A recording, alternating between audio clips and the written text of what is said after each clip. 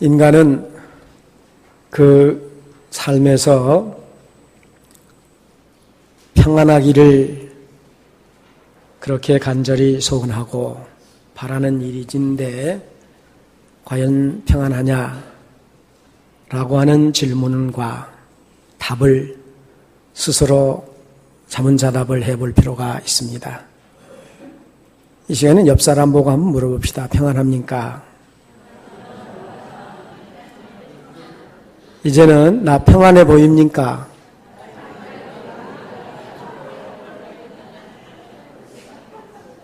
이제는 하나님 앞과 자신과 다른 사람 앞에서 나 평안합니다.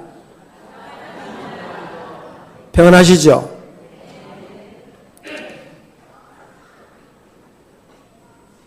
이것이 우리의 중요한 과제이기도 합니다. 지난 주일에 느헤미야 8장 1절에서 10절 말씀을 통해서 일부 때 영적 부흥과 하나님의 말씀이라고 하는 내용을 전했습니다. 요즘 일부 예배가 좀 많아져서 많은 분들이 이 말씀을 대했는데, 영적 부흥이라고 하는 것은 우리 심령 부흥이기도 하고 영혼의 부흥이기도 한데, 이게 하나님의 말씀으로 이루어집니다 라는 것인데, 하나님의 복이 오늘 말씀을 통해서도 우리에게 끼쳤다. 주님의 평안이 우리에게 있다라고 하는 것입니다. 하나님의 복은 우주를 아우르는 복이고, 인간이 목표는 있어도 달성할 수 없는 것인데 하나님이 우리가 가진 목표보다 우주만큼 크게 채워주시는 하나님의 복은 하나님과 관계가 분명할 때 회복이 된다. 영적 회복이 가능하다라고 하는 점입니다. 이것은 다음 단계로 예배와 삶이 연결이 될 때 화목을 통해서 이루어진 것입니다. 잠언을 보면 우리 여인들께서 이 내용을 읽을 때 어떤 감동이 있을까 생각이 되는데, 다투는 여인하고 좋은 집에 사는 것보다도 움막에서 사는 것이 더 좋다. 그렇게 합니다. 오늘이 11월 5일이니까 잠언 5장을 한 장씩 다 읽는 것이 훈련인데, 중요합니다. 예배와 삶이 연결이 되고 화목을 이루어갈 때에 하나님의 복이 내 심령을 깨우면서 일어나게 된다라고 하는 것입니다. 세 번째는 삶에서 하나님의 모든 충만을 현실에서 체험할 수 있는 것이 그리스도인의 현실입니다. 이 사실이 실감나게 체험되는 은혜가 있으시기 바랍니다. 오늘 요한복음 14장 25절에서 27절 말씀을 본문으로 택했는데, 요한복음 1장에서 21장까지 있는데 1장에서 12장까지를 전반부다 그렇게 구분을 합니다. 당연히 13장에서 21장까지는 후반부가 되겠죠. 그런데 이 전반부에 성자 하나님이신 예수님이 이 땅에 육신을 입고 오셨는데, 시간과 공간을 초월하시는, 질과 양을 변화시키는, 물 위로 걸어다녀도 빠지 않는 자연을 재배하시는, 죽은 나사로도 과부의 아들 청년도 살리는 이런 활동, 이것이 보편적으로 세상에 관한 일들이었다. 이런 일들을 하시고 예수님이 예루살렘으로 가셨다. 여기까지. 그러니까 가나 혼인잔치에서 물이 포도주 되게 하시는 질과 양의 변화, 도시락 하나를 가지고 베세다 광야에서 5,000명이 먹고 12광주리가 충분히 먹고 남았다. 그것은 양의 변화. 오래된 38년 된 병자도 고치고 가까이 있든지 멀리 있든지 말씀만 하시면 고쳐지는 일들, 시간과 공간의 초월입니다. 육신을 입고 우리와 같은 몸으로 오셨지만, 그리고 그런 시간과 공간의 한정, 제한을 받기도 하지만 여전히 하나님의 능력은 주님에게 있었습니다 라고 하는 것을 1장에서 12장까지 말씀을 합니다. 그리고 후반부라고 하는 13장에서 21장까지 내용에서는 같은 예수님이지만 그 예수님께서 하나님 아버지께로부터 왔으니까 다시 하나님 아버지께로 돌아가실 것을 전제로 늘 말씀을 하시고 그런 행동을 하십니다. 실제로 올라가셨다. 그런데 이 일은 두 가지다. 전반부에서나 후반부에서나 1장에서 12장까지에서나 13장에서 21장까지나 한결같이 그 일을 통해서 하나님을 영화롭게 했다라고 하는 것을 요한복음에서 말씀하고 있습니다.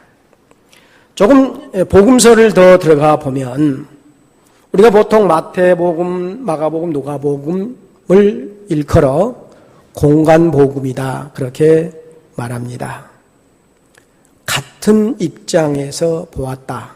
그래서 공간복음이라고 말하는데 이 공간복음에서는 예수님께서 갈릴리에서 활동하실 때 메시아로서의 사역을 충분히 보여주시다가 예루살렘에 올라가시고 십자가에서 죽으심으로 나의 죄, 우리 모든 죄, 인류의 죄 다 대속하시고 아담이 잃어버렸던 하나님의 형상 회복하시고 이로 인해서 세상이 뒤틀려 있는데 다 바로잡아 주셨습니다.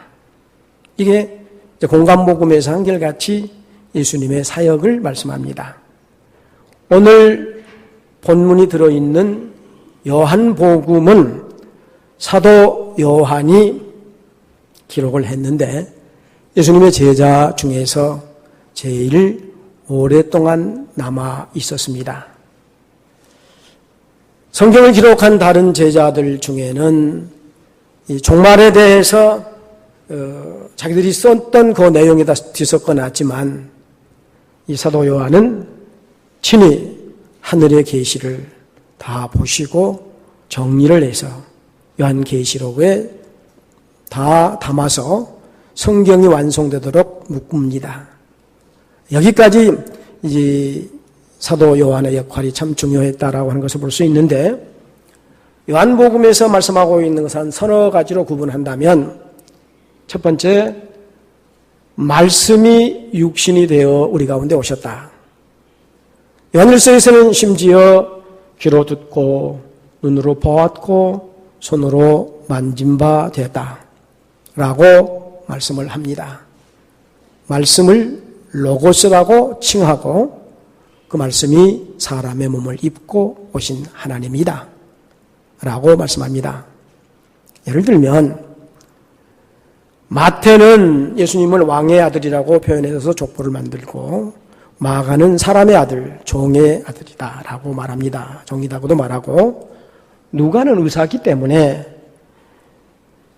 그 이론적으로 확립해서 여인의 아들이다 이렇게 표현합니다만 사도 요한은 예수님이 하나님의 아들이다 이렇게 신성을 더 강조하는 부분입니다. 그리고 예수님의 33년의 생애는 하나님께 영광 돌림이었다. 12장까지의 모든 사역을 통해서도 죽은 자 살리고 병든 자 치료하고 없는 자도 있게 하시는 하나님. 이 하나님의 그 능력을 예수님이 친히 발휘하셔서 딱 도시락 하나를 가지고 5,000명이 먹고 아니 15,000명이라고도 말합니다만 충분히 먹고 12강주가 남았다. 이런 일들은 하나님의 영광을 위함이었다. 심지어 나면서부터서 볼 수도 없는 그런 사람이 누구 죄냐라고 했을 때 하나님의 영광을 위함이라고까지 말씀을 하시고, 나사로 죽기 전에 가서 고쳐주셨으면 하는 것이 사람들의 바람이지만 죽은 뒤에 살리면서 이게 다 하나님의 영광을 위함이라고 말씀을 합니다. 그런데 그 예수님에게 은혜와 진리가 충만하다, 이렇게 요한복음 전체를 정리해 주고 있습니다. 오늘 말씀의 제목은 평안입니다. 이 평화를 히브리 말로 말했을 때는 샬롬이라고 말하는데, 이 샬롬이라고 말했을 때에는 하나님이 만들어주신 평화다, 이런 강한 뜻이 뉘앙스로 담겨져 있고, 같은 평화를 라틴어로 팍스라고 표현을 하는데, 이것은 사람이 만든 평화다. 전쟁에서 지면 평화가 없지요. 이겨야 평화가 있습니다. 우리는 생존 경쟁을 하고 있어요. 날마다 삶이 전쟁입니다. 이 전쟁을 통해서, 생존 경쟁을 통해서 무엇을 얼마나 쌓고 누리고 체험하는가 라고 그렇게 자기를 한번 돌아볼 수 있기를 바랍니다. 이 평안이라고 오늘 설교 제목을 가졌는데, 평화와 안정을 합해서 평안이라 그렇게 말합니다. 오늘 27절 본문 말씀에 예수님께서 평안을 너희에게 끼치노니 나의 평안을 너희에게 주노라. 내가 주는 것은 세상이 주는 것하고 다르다. 너희는 마음에 근심하지도 말고 두려워하지도 말라, 이렇게 말씀을 하셨는데, 이게 바로 하나님의 은혜로 주어졌으며 선물의 의미가 있습니다. 여러분이 아시다시피 저희가 이제 은퇴를 앞두고 있는데 하나님의 은혜였다. 24년 동안 우리 교회에 아무것도 없었습니다. 전셋집 하나 하고 자동차 하나 갖고 와서 24년 오늘까지 이르렀는데, 이게 하나님의 은혜지요. 물론 사람의 노력도 정성도 뭐 다 거기 포함되지만 이 모든 것이 하나님의 은혜 안에 있었다. 여러분 그렇지 않습니까? 다 우리가 하나님의 은혜 안에서 산 겁니다. 그러니까 이 선물이라고 하는 의미는 대가를 바라보고 주는 것이 아니라 하나님의 은혜로, 사랑해서 우리에게 선물을 주셨다. 이게 평안이라는 것입니다. 그런데 세상이 주는 것과 다르다고 하는 것은, 이 말은 지금 우리들의 상황이 아무리 고통스러워도 주님이 주시는 이 평안을 찾고 누려야 된다는 것입니다. 최효숙 권사님 맞지요 지금? 네. 대준이 맞나요 지금? 감사해요. 대준이가 어렸을 때요 얼마나 교회를 잘 다녔는데 많이 바빴나 봐요. 모두 다 오늘 오셨는데 참 귀한 일이고 감사한 일이에요. 여러분 지금 최효숙 권사님이 지금 치료하고 있는 과정인데, 이 치료 때문에 얼마나 고통스럽겠습니까? 가끔 가서 만나면 늘 긍정적인 얘기를 해요. 주님이 함께 하시니까 감사해요. 그럽니다. 그게 신앙의 표현이다 그 말입니다.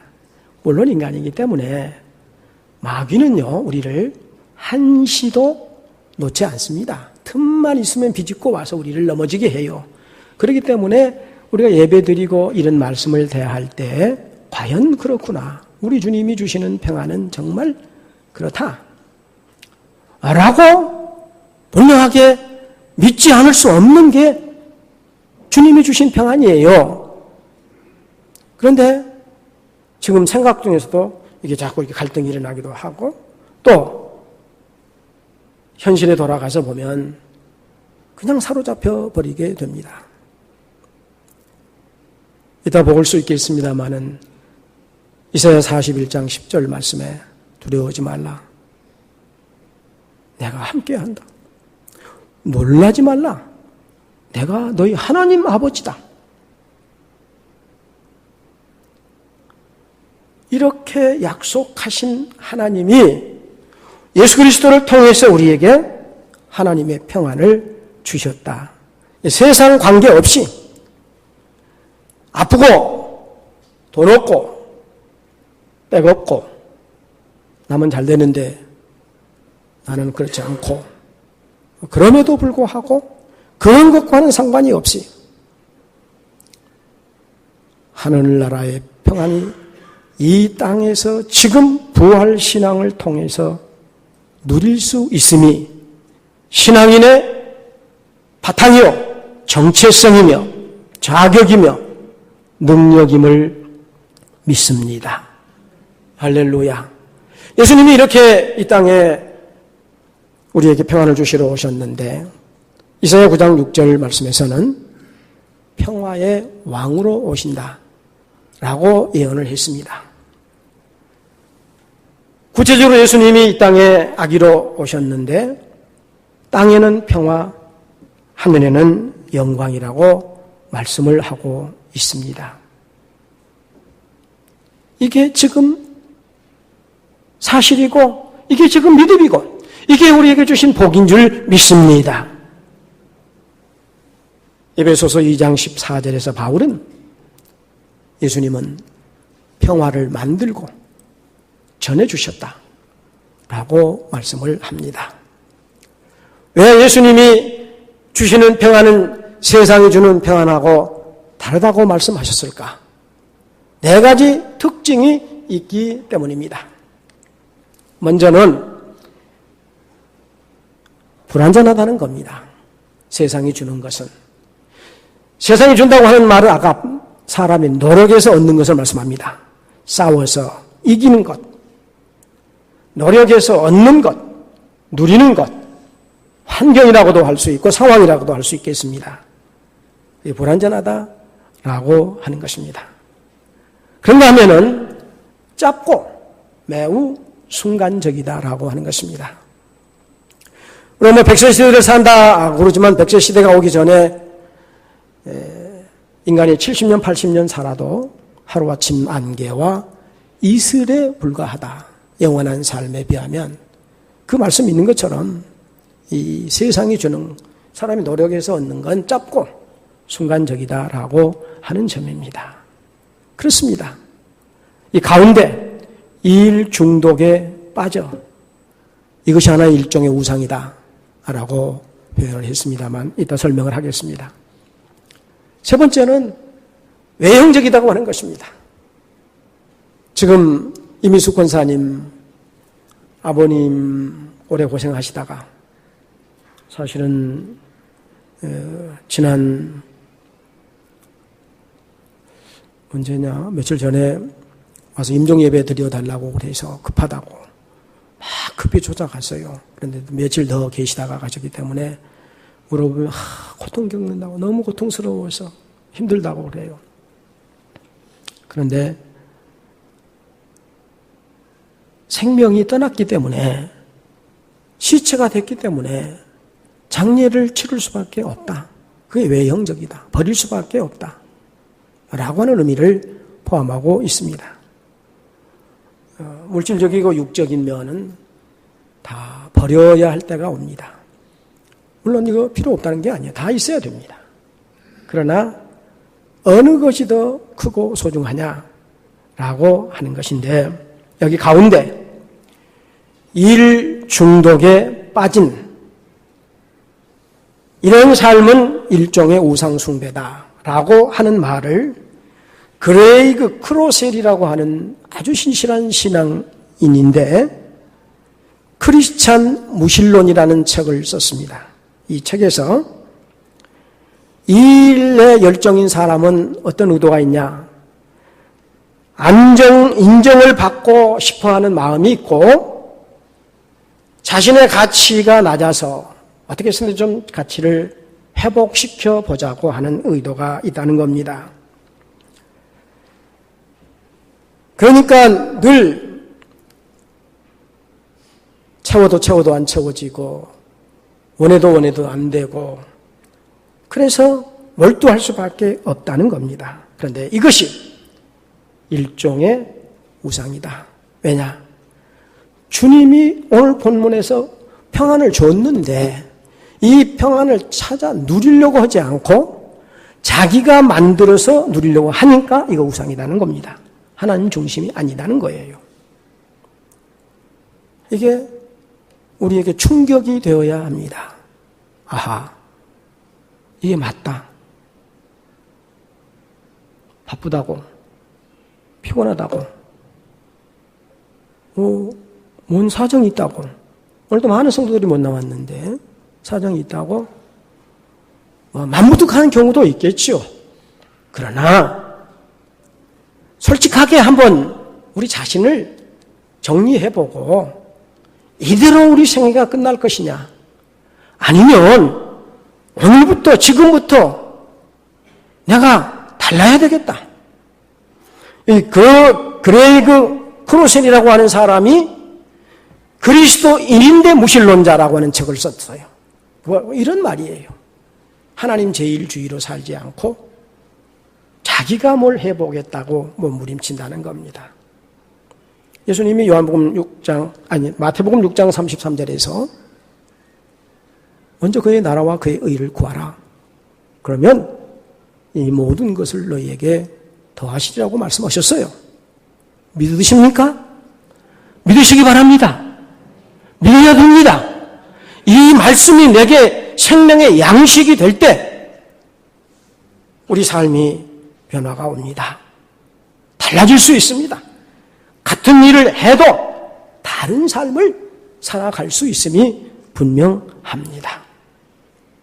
사랑하는 여러분, 우리 주님께서 분명하게 이와 같은 말씀을 통해서 가르쳐 준 것은 성경이 말씀하고 있는 평화가 뭘까?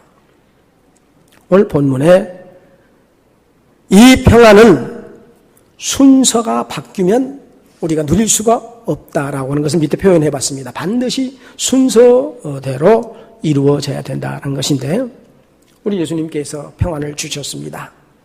이것은 확실합니다. 세상 일들은 마음으로 바라기는 했지만 희망으로 끝나는 경우가 많이 있는데 그렇지 않다는 것, 반드시 이루어진다는 것.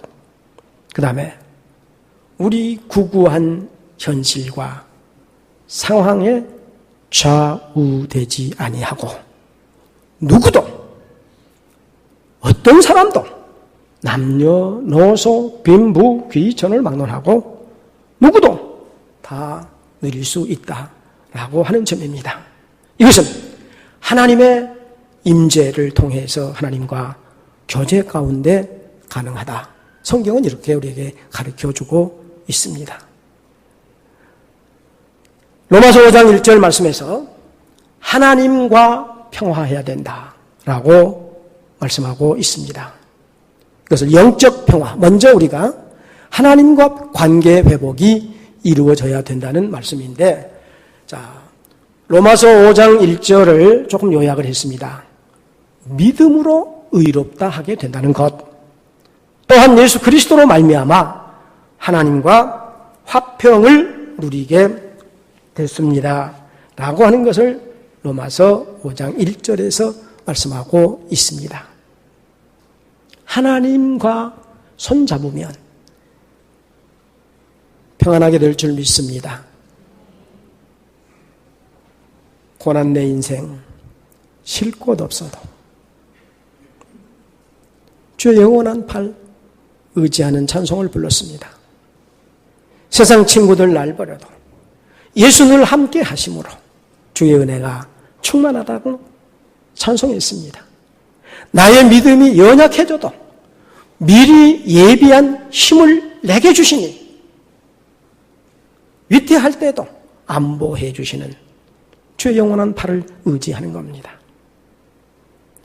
능치 못한 것 주께 없으니 나의 일생 주께 맡기면 나의 모든 짐 대신 져주시는 주의 영원한 팔 의지해. 할렐루야. 우리는 이것이 믿음이요, 이것이 신앙이요, 이것이 우리가 달려가야 할, 몸부림쳐야 할, 최선을 다해야 할 목표임을 분명하게 확신하면 이 시간 변화의 역사가 있게 될 줄 믿습니다. 할렐루야. 그렇게 되면 우리가 하나님의 평화를 누리게 된다는 것입니다. 이걸 이제 영적인 평화가 우리에게 오면 우리의 감동이 된다는 겁니다. 감정적 평화를 누리게 되는데 빌립보 4장 6절 7절에서 사도 바울이 아무것도 염려하지 말라고 말씀합니다.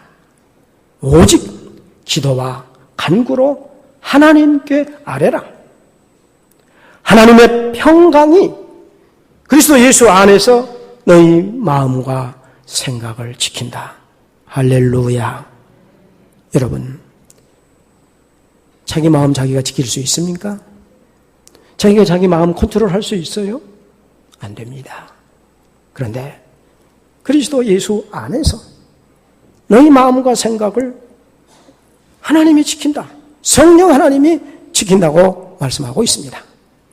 자, 먼저 하나님과 평화가 이루어지고 이제 내 안에 그리스도께서 주신 평화를 누리게 된다는 말씀입니다. 세 번째는 그 다음에 나와 가족과 형제자매, 친척, 이웃, 교회 안에 우리 삶의 현장에 모든 이들과 평화할 수 있는 관계적 평화입니다. 로마서 12장 18절 말씀에서 너는 모든 사람과 더불어서 화목하라고 말씀하고 있습니다. 이게 바로 반드시 순서대로 이루어져야 된다는 것을 보여주고 있습니다.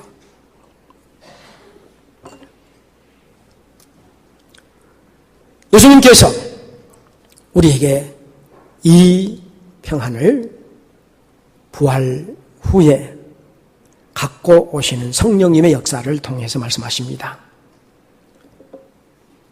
예수님이 내가 이제 십자가에서 죽고 떠난다 그러니까 제자들이 걱정합니다. 그러니 예수님께서 내가 가는 것이 더 유익하다 라고 하는 말씀을 할 때에 이해가 잘 안 되니까 베드로는 13장 36절에서 요한복음 13장 36절에서 어디로 가십니까?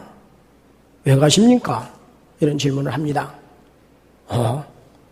14장 2절에서 너희들이 올 처소를 예비하러 간다. 그렇게 말씀을 합니다. 그러니까 도마가 어떻게 갈 수 있습니까? 라고 하는 질문을 요한복음 14장 5절에서 예수님에게 하니까 나를 믿으면 된다고 간다고. 도마가 예수님 부활해서 나타났다고 제자들이 그러니까 무슨 소리 하냐. 나는 그 옆구리 그 손에 못자국 창자국에 손가락 넣어보지 않고서는 못 믿겠다. 근데 예수님이 나타나가지고 도마야 원대로 해봐라. 그러니까 도마가 나의 주 나의 하나님이십니다 라고 고백합니다. 믿으면 된다. 믿는 역사가 있으시기 바랍니다. 믿음의 결단을 이 시간 이루시기 바랍니다. 그 어떤 조건도 세상 것은 안 될 수 있지만 우리 주님이 된다고. 나의 평안을 너에게 끼친다. 내가 너에게 준다. 세상 것과는 다르다 라고 말씀을 하셨습니다. 빌립이 말합니다. 아버지를 보여주소서. 그러니까 나를 본 자는 아버지를 보았다. 이렇게 8절 9절 말씀을 볼 수 있습니다. 그러니까 22절에 가룟 유다 아닌, 가롯 아닌 그렇게 나와요. 가룟 유다가 아닌 유다. 그럼 왜 우리에게만 보여주고 저 세상에다 안 보여줍니까? 라고 했을 때 계명을 지키는 자는 본다. 계명을 지키는 자라야 본다. 말씀을 믿고 실천하면 보인다. 라고 주께서 말씀을 하셨습니다. 그 예수님께서 십자가를 통해서 대속하시고 죽으시고 부활 승천하셨습니다. 그런데 그 주님이 부활하셔가지고 나타나십니다. 김영민이라고 하는 목사님 시집이 있습니다. 친구라고 하는 시집이 있는데 예수님께서 부활 후에 제일 처음 만나서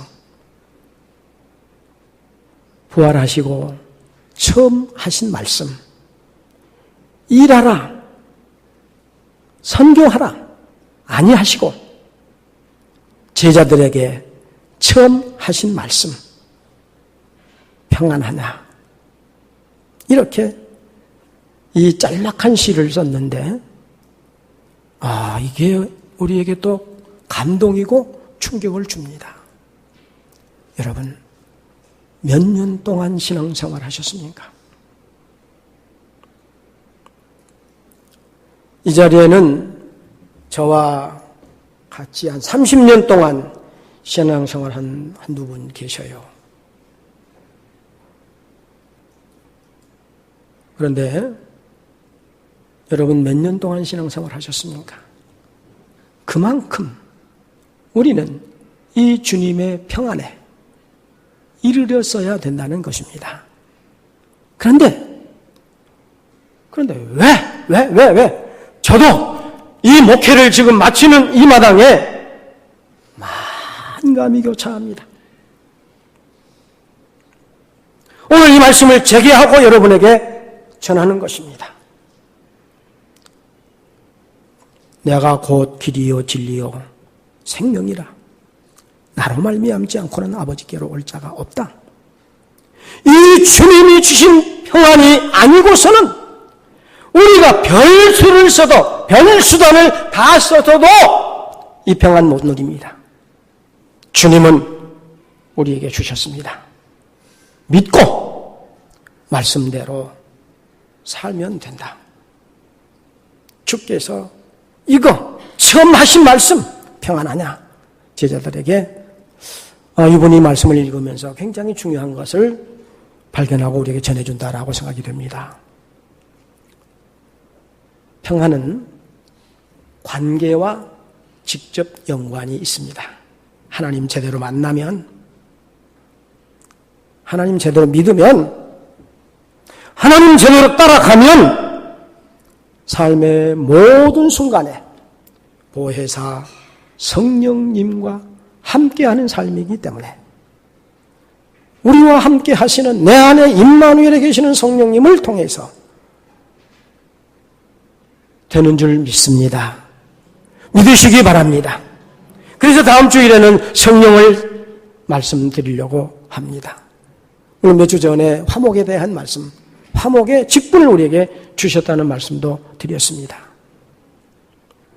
하나님의 중요한 관심은 모든 시간과 상황 중에도 주님과 관계가 있을 때 비로소 우리 자신의 한계를 초월할 수 있는 능력을 체험하게 될 줄 믿습니다. 우리가 누굽니까? 그리스도인입니다. 성도는 예수님을 사랑하는 자입니다. 말씀을, 계명을 지키는 자라고 말씀합니다. 더욱 중요한 것은 전능하신 성령 하나님이 우리 안에 거하고 계십니다. 그러므로 그리스도인은 말씀을 표현해야 됩니다. 나타내야 된다는 것입니다. 예수님과 하나님을 세상과 이웃에게 삶을 통해서 보여주어야 됩니다. 이게 우리의 사명입니다. 여러분, 여러분의 자신의 신앙과 우리 자녀들의 신앙을 한번 잘 점검을 해 봅시다. 우리 자신이 나부터서 제대로 믿어왔다면 우리 자녀들 신앙이 지금 그렇지는 않을 것입니다. 한국 교회가 통탄해하고 있고 걱정하고 있는데, 이 시대의 상황이 이해돼서 걱정하고 있는데 우리 자녀들의 신앙이 바르게 되어져 있는가? 나부터서 걱정입니다. 그러면 손 놓고 있을 것인가? 우리 그리스도인의 최고의 장점은 회개입니다. 아무리 흉악한 죄인이라도 회개하면 그 순간 달라지는 것입니다. 지금 회개하고 일어섭시다. 주님의 평안을 누리는 삶을 사셔야 된다는 것입니다. 하루를 살아도 며칠을 살아도 이 삶이 있으면 세상이 우리를 보고 예수님을 찾을 줄 믿습니다. 할렐루야. 불신자는 정반대죠. 우리와는 정반대입니다. 성도와는 정반대인데 혹여 죄송합니다.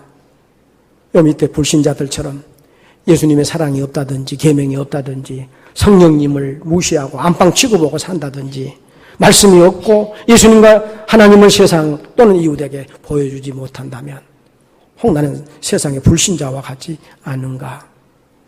우리 한번 자신을 점검해 보아야 할 것입니다. 몇 주 전에 고린도후서 5장 18절 19절 말씀을 통해서 우리는 화목의 직분이 있다고 말씀드린 바가 있는데, 이 말씀을 우리 같이 한번 이 시간 읽겠습니다. 모든 것이 하나님께로서 났으며 그가 그리스도로 말미암아 우리를 자기와 화목하게 하시고 또 우리에게 화목하게 하는 직분을 주셨으니 곧 하나님께서 그리스도 안에 계시사 세상을 자기와 화목하게 하시며 그들의 죄를 그들에게 돌리지 아니하시고 화목하게 하는 말씀을 우리에게 부탁하셨느니라. 아멘. 우리의 삶 가운데 이와 같은 평안을 누리는 비결, 하나님과 관계 회복을 갖고 흔들리지 않는 분명한 면류관 목표를 바라보면서 믿음으로 일어설 수 있어야 된다라고 하는 점입니다. 내 영혼이 은총 입어 중한 죄짐 벗고 보니 슬픔 많은 이 세상도 천국으로 화하도다. 주의 얼굴 뵙기 전엔 멀리 뵈던 하나님 나라였는데 내 마음속에 이루어지니 날로 가깝도다. 높은 산이 거친 들이 초막이나 궁궐이나 내 주 예수 모신 곳 그 어디나 하나님 나라 찬송이 있습니다. 사랑하는 여러분, 주님이 나와 함께 계심을 믿어야 됩니다. 주님이 나와 함께 계심을 믿으시기 바랍니다. 같이 한번 이 이사야 41장 10절 말씀을 읽으시겠습니다. 두려워하지 말라. 내가 너와 함께하리라. 놀라지 말라. 나는 너의 하나님이 됨이라. 내가 너를 굳세게 하리라. 참으로 너를 도와주리라. 참으로 나의 의로운 오른손으로 너를 붙들리라. 아멘. 믿고 이 11월 한 달에 이 말씀 암송하자고 주보에 나와 있는데, 모든 시간 속에 이 말씀이 살아있는 적용이 이루어질 때 용기가 나고 새벽을 깨우고 이런저런 일 바쁘지만은 반드시 정리해서 조절해서 예배에 출석하고 그래야 된다는 거, 이 시간 결단하면 크게 복이 될 줄 믿습니다. 두 번째로는 우리가 믿음으로 쉬지 않고 기도하는 삶을 살아야 됩니다. 아까 보았지만 빌립보 4장 6절 7절 말씀에 아무것도 염려하지 말고 다만 오직 모든 일을 기도와 간구로 너희 구할 것을 감사함으로 하나님께 아뢰라. 감사함으로는 응답을 확신하고 이루어질 것을 확신하고 감사함으로 안 하면 모든 지각에 뛰어난 하나님의 평강이 그리스도 예수 안에서 이 마음, 이 생각 지킨다는 약속 믿으시기 바랍니다. 할렐루야. 그리고 성령 충만함을 지속적으로 유지하는 일입니다. 로마서 8장 26절 말씀에 성령님께서 우리 연약함을 도우신다고 말씀합니다. 우리는 마땅히 기도해야 되는데 기도하고 있지 않으니까 성령께서 탄식하면서 우리를 위해서 친히 간구하신다고 말씀하셨습니다. 성령님은 날 위하여 기도하시는데 우리는 잠자고 있어서는 안 되지 않겠습니까? 오늘 주님 27절 말씀에서 나의 평안을 너희에게 끼친다. 너희에게 준다. 세상이 주는 것 다르다. 세상은 할 수 없어도 하나님은 다 할 수 있다고 주께서 말씀하시기도 하셨습니다. 마음에 근심하지도 말고 두려워하지도 말라. 믿음으로 결단하여 일어설 수 있으시기 바랍니다. 미뤄서는 안 됩니다. 미룰 수가 없습니다. 시간은 절대로 뒤로 가는 법이 없습니다. 오늘은 오늘입니다. 오늘 이 시간 옳습니다. 주님입니다. 믿고 결단하면 좋은 생각이고 좋은 결단이 될 줄 믿습니다.